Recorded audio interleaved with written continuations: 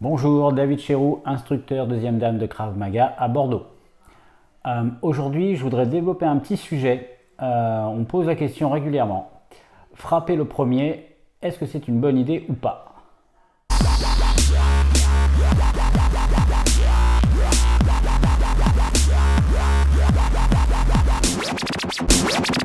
C'est une question qu'on se pose souvent parce que selon les situations, il y a plusieurs cas de figure. Il faut d'abord tenir compte de l'aspect légal. La loi est très claire sur la légitime défense, à savoir la défense ne doit pas être disproportionnée à l'attaque. Après, il y a des cas de figure, qui se posent, notamment plusieurs. Je vais en aborder quelques-uns. Et là, on va voir qu'il est très difficile de rester dans le cadre de la loi selon la situation. Cas numéro 1, un agresseur contre une victime. Donc, admettons, vous vous faites agresser dans la rue, le type est tout seul, vous voyez que ça va dégénérer, il devient menaçant, violent. Qu'est-ce que vous devez faire? Vous devez attendre qu'il porte le premier coup. Pourquoi? Parce qu'il n'y a pas de danger immédiat. Il n'a pas d'arme, il est tout seul. Donc là, il n'y a pas moyen de négocier avec la justice. Vous devez attendre qu'il donne le premier coup. Et s'il donne le premier coup, vous devez agir dans le temps. C'est-à-dire, vous ne devez pas, mettons, bloquer le coup, attendre 3 minutes et venir lui en donner un. Là, c'est vous qui seriez en tort. Le cas numéro 2, ils sont deux ou plusieurs contre vous. Là, la loi est très stricte là-dessus et c'est là où le problème se pose. C'est qu'elle est exactement la même que pour 1 contre 1. Ça veut dire que s'ils sont 2 ou 3 contre vous, vous devrez attendre que l'un des agresseurs, voire les agresseurs, vous frappe pour pouvoir vous défendre. En dehors de ça, vous n'avez pas le droit de frapper le premier. C'est complètement inadmissible de se dire que, il faut que je me mette volontairement en danger pour pouvoir être légalement dans mon droit. Moralement, ce n'est pas acceptable parce que la réalité est totalement à l'inverse de ce que la loi exige. Si on veut être dans le cadre de la loi et en même temps mettre toutes les chances de son côté, clairement, on est obligé de se mettre hors la loi. Troisième cas de figure, 1 contre 1, mais votre adversaire est armé. Donc, je passe sur la situation où l'agresseur a caché son couteau, mettons, et qu'il le retire uniquement pour vous frapper, où là vous ne voyez pas l'arme. Là, on n'est pas sur ce cas de figure. En Krav Maga, on sait, hein, je l'ai dit plusieurs fois déjà, que dans 80% des cas d'agression au couteau où la victime s'en est sortie, la victime n'a pas vu le couteau. Donc on est bien clair là-dessus, hein. Le Krav Maga ne sert à rien dans ces cas de figure-là, puisque si on ne voit pas le couteau, on ne peut pas s'en défendre. Par contre, le Krav Maga travaille sur les 20% qui restent, c'est-à-dire sur toutes les situations où le couteau va être visible. Soit il l'a pris en main, soit il devient visible d'une autre façon. Voilà. Donc on est dans ce cas de figure-là. Donc 1 contre 1, la personne est armée. Elle sort le couteau. Donc elle a le couteau en main. Est-ce que j'ai le droit de frapper le premier? Non, vous n'avez pas le droit de frapper le premier. Parce qu'il a le couteau en main et d'un point de vue légal, lui peut se défendre en se disant « oui, j'avais mon couteau dans la main, mais j'avais aucunement l'intention de lui faire du mal ». Donc là encore, on est dans une situation où on peut légalement se défendre en disant « ma vie était menacée », mais après c'est sujet à interprétation. Si vous allez au tribunal avec ça, tout va dépendre de la façon dont votre adversaire tenait son couteau. Est-ce qu'il le dirigeait vers vous? Est-ce qu'il l'a armé vers vous? C'est ça qui va déterminer s'il y avait menace. Si le type était en train de tailler un bout de bois devant vous, il n'y a pas de menace.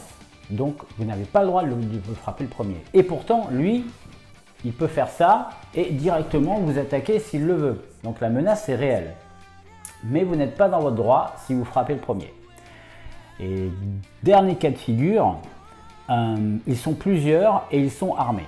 Et bien là, comme dans le cas numéro 2, on est dans la même situation. Dans tous les cas, vous ne devez pas frapper le premier. Pour ça, on va dire que la loi devrait changer parce qu'elle n'est plus du tout adaptée. D'ailleurs, à ce niveau-là, elle ne l'a, je pense, jamais été. parce qu'elle ne tient pas compte des situations réelles de la rue. Elle prend des situations hypothétiques et elle en fait une règle. Pour donner un exemple, si vous voulez être sûr d'être dans le cadre de la loi, vous devriez attendre que l'adversaire vous frappe ou vous donne un coup de couteau. Ensuite, vous avez le droit de bloquer et de riposter. Vous avez le droit de donner un coup. À la suite de ça, après avoir donné ce coup-là, vous devez évaluer le degré de blessure de votre adversaire. Est-ce qu'il a été durement touché? Est-ce qu'il est encore en état de se battre? Et vous devez faire ça dans un quart de dixième de seconde. Puisque si vous voulez vous en sortir et que l'autre en face il n'a pas été touché sévèrement et qu'il a toujours son couteau dans la main, lui il ne va pas attendre que vous ayez fini de réfléchir. Il va revenir vers vous, il va vous refrapper. Donc vous devez réfléchir très vite. S'il n'a pas été durement touché, éventuellement vous avez le droit de donner un second coup. Vous devez ensuite regarder s'il n'a pas été durement touché. S'il n'a pas été durement touché, vous avez le droit de donner un troisième coup, etc., etc. Donc vous voyez bien que c'est totalement irréaliste dans un monde réel, dans un monde normal. Ça, c'est dans les films, ouais, on met la scène au ralenti et puis on a le temps de faire ce qu'on veut. Vous devez réagir rapidement. Moi, ce que je préconise à tous mes élèves, et pour paraphraser ce que quelqu'un a dit avant moi, il vaut mieux être jugé par 12 que porté par 6. Sous-entendu, il vaut mieux être vivant dans un tribunal que mort et innocent. Moi, c'est mon avis. Dans cette situation précise, j'estime que ma vie a plus de valeur que la loi et a plus de valeur que mon adversaire. Donc oui, moi dans ces cas de figure-là, je dis à mes élèves de frapper le premier. Dans tous les cas, vous êtes dans une situation, vous avez une personne en face de vous, elle est menaçante, elle ne semble pas armée, mais vous avez de l'autre côté de la rue deux de ses potes qui arrivent en courant vers vous, l'air très menaçant, le poing levé. Et bien là, la loi vous dit, vous n'avez le droit de rien faire. Vous pouvez courir, vous n'avez le droit de rien faire. Et bien non, moi je pense que là, il serait très intéressant d'agir le premier. Je frappe l'adversaire qui est le plus proche de moi et je m'en vais en courant. Mais si cet adversaire que vous avez frappé, malgré qu'ils étaient 3 contre vous, dépose plainte contre vous, vous perdrez au tribunal et vous paierez des dommages et intérêts. Donc le problème est insoluble, puisque si on veut être vraiment dans le cadre de la loi, et bien finalement vous vous mettez dans une position où vous risquez de finir en victime.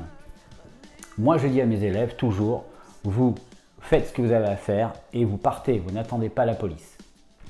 C'est la règle, la fuite, et surtout ne pas regarder derrière soi, ne pas le toiser, ne pas, voilà, regarde ce que je t'ai fait, t'as vu, t'en veux d'autres, viens, on va continuer de se battre. Non, non, non, on s'en va, on ne cherche pas à jouer, on passe son chemin.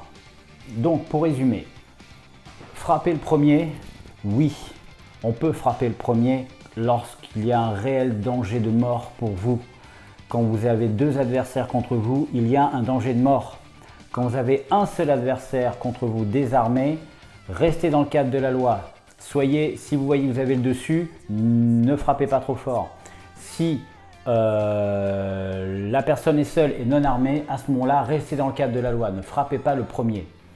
Il n'y a que dans les autres cas de figure dont je vous ai parlé, ils sont plusieurs, où il est armé ou ils sont armés, où là, oui, il faut frapper le premier à tous les coups. Voilà, c'est tout pour cette vidéo. Merci de m'avoir écouté jusqu'au bout. Mettez un pouce bleu si ça vous a plu, mettez un pouce inversé si ça vous a pas plu. N'hésitez pas à poser des questions et à laisser des commentaires. Je les lis tous et je réponds à tous ceux qui ont des critiques constructives. Merci beaucoup, à bientôt.